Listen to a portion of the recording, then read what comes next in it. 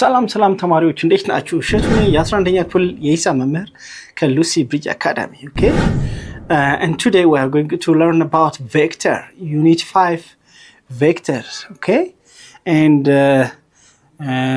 we start a simple concept of vectors.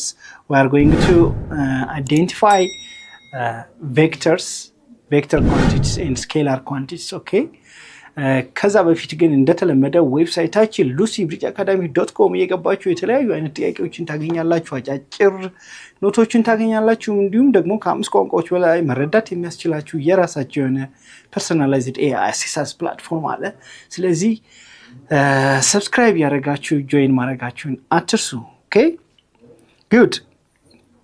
What are vectors, right? So what are vectors?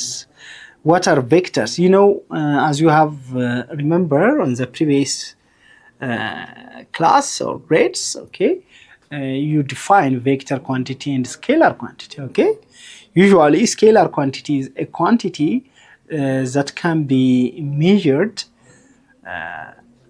Okay, that can be measured, and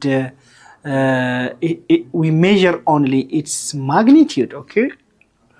Okay, only the units and number. Okay, there is only unit and number, or simply it has only magnitude, so that we call it is scalar quantity.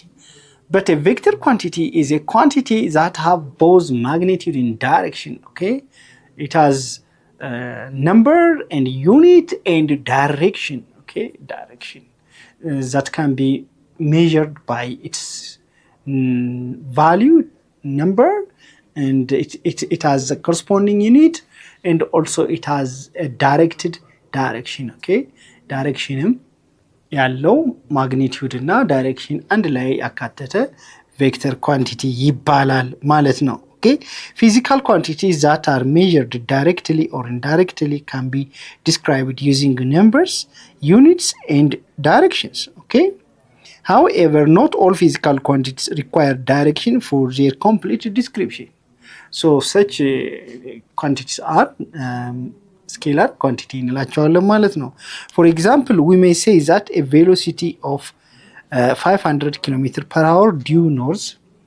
Okay, this is magnitude and direction.